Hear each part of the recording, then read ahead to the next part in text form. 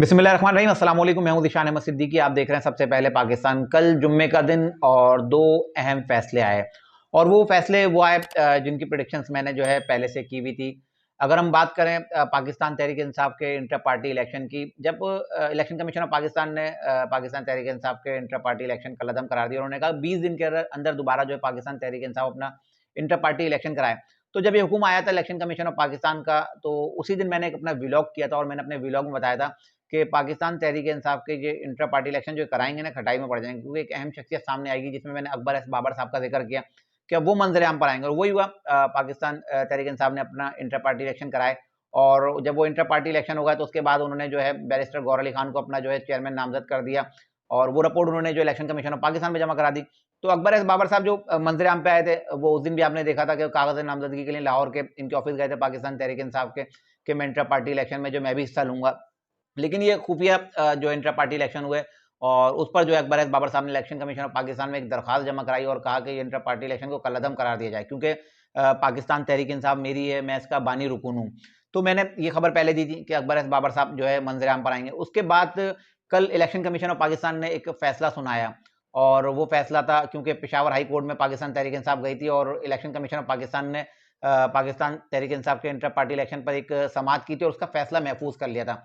अच्छा, 3 दिन पहले फिर मैंने बल्ले के निशान पे भी अपना एक व्लॉग किया था, जिसमें मैंने बताया था कि पाकिस्तान तहरीक इंसाफ से जो है बल्ले का निशान वापस ले लिया जाएगा।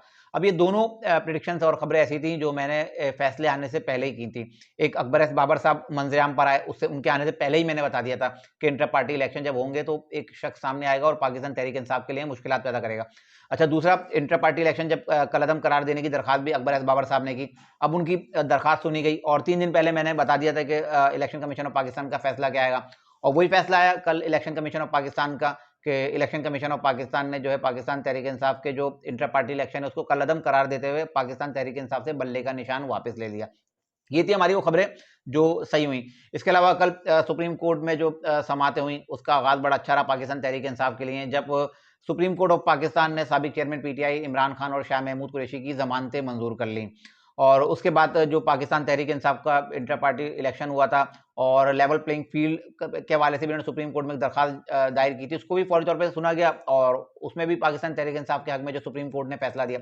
अच्छा, उसको लेके काफी लोग समझ रहे थे कि शायद अब वो पाकिस्तान तहरीक इंसाफ को जो है अब रिलीफ मिल जाएगा और उसको लेके समझ शायद अब जो इलेक्शन कमीशन ऑफ पाकिस्तान शायद दब गया, अब उनका फैसला शायद ऐसा ना आए और बल्ले का निशान निशान इनसे वापस ना ले आए। तो कल ही मैंने दोपहर में भी एक व्लॉग किया था जिसमें मैंने बात बताई थी कि पाकिस्तान तहरीक इंसाफ से जो है इनका इंतखाबी निशान है बल्ला, इसका निशान जो है वापस ले लिया जाएगा। तो ये थी हमारी कुछ खबरें जो अल्हम्दुलिल्लाह सही साबित हुई। तो इसके अलावा अब एक खबर और है। अब फैसल वाडा साहब मंजर-ए-आम पे आए ना, ये फैसल वाडा की आसिफ अली जरदारी साहब की एक तस्वीर बड़ी वायरल है और उसमें कहा जा रहा है कि फैसल वाडा ने जो पाकिस्तान पीपल्स पार्टी में शमूलियत इख्तियार कर ली। तो फैसल वाडा की मुलाकात हुई है, ये वही पीपल्स पार्टी है जिसने जब NA 249 से फैसल वाडा ने इलेक्शन लड़ा और कौमी असेंबली के हल्के से वो जो है कामयाब हुए थे। तो उसके बाद पाकिस्तान पीपल्स पार्टी के जो उनके मद्दे मुकाबिल थे रहनुमा एडवोकेट कादर खान मंदोखेल साहब ने इनकी जो दोहरी शौरियत जो उन्होंने छुपाई थी, शहरियत जो छुपाई थी, उस पर एक पटिशन दाखिल की थी इलेक्शन कमीशन ऑफ पाकिस्तान में कि फैसल वाडा जो है दोहरी शहरियत रखते हैं और इन्होंने वो छुपाया और क्योंकि वो जाहिर सी बात है वो इलेक्शन कमीशन में कागजात जमा कराते हैं तो उसमें आपने सब सच बताना होता है। तो फैसल वाडा ने जिस दिन कागजात नामजदगी जमा कराए उसके बाद उन्होंने जो है अपनी जो दोहरी शहरियत थी उन्होंने वो छोड़ी थी। तो उसके बाद ऐसे वो केस चला और उस केस के बाद जो फैसल वाडा को पाकिस्तान पीपल्स पार्टी ने ही नाअहल करवाया था। उसके बाद इनको जो है सेनेटर बनाया गया तो वहाँ भी पीपल्स पार्टी ने इनको टफ टाइम दिया और उनको जो है वहाँ से भी इन्होंने नाअहल करवाया।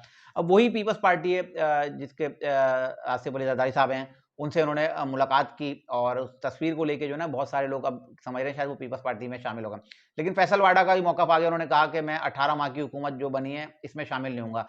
अभी मैं पहले बैठ के सारा सियासी पस मंजर देखूंगा और मैं देखूंगा कि ऊँट किस करवट बैठेगा, क्योंकि मुझे हालात अच्छे नहीं लग रहे हैं। उनका बकौल उनके कहना है कि ये सिर्फ 18 माह की हुकूमत है। अच्छा, वो 18 माह की हुकूमत क्यों कह रहे हैं? वो कह रहे हैं शायद जब जो मौजूदा आर्मी चीफ है ना आसिम मुनीर साहब, शायद जब ये रिटायर हो जाएंगे तो उसके बाद शायद सूरत हाल अक्सर तब्दील हो जाएगी और पाकिस्तान मुस्लिम लीग नून की हुकूमत को घर भेज दिया जाएगा। तो मैं आज ये बात भी बताता चलूँ कि पाकिस्तान की तारीख में आज तक किसी भी सियासी जमात के जो वज़ीर-ए-आज़म है, मुंतखब वज़ीर-ए-आज़म, उन्होंने अपने 5 साल की जो है मियाद पूरी नहीं की। लेकिन ये मेरा व्लॉग आज 23 दिसंबर 2023 है। तो आप देख लीजिएगा अब जो अगली हुकूमत है पाकिस्तान मुस्लिम लीग नून की बननी है और उसके वज़ीर-ए-आज़म ज़ाहिर सी बात है मियाँ साहब ही हैं और मियाँ साहब जब अब वज़ीर-ए-आज़म बनेंगे ना तो पाकिस्तान की तारीख के पहले वज़ीर आज़म होंगे जो अपनी मुद्दत पूरी करेंगे। अब भले आर्मी चीफ आसिम मुनीर साहब जो आगे मुद्दत मुलाज़मत में तोसी लें या ना लें, या जो भी नए आर्मी चीफ आएँ। इसके अलावा चीफ जस्टिस ऑफ पाकिस्तान के हवाले से भी बहुत से लोग कह रहे हैं कि 2024 के नवंबर-दिसंबर में वो भी रिटायर हो जाएँगे।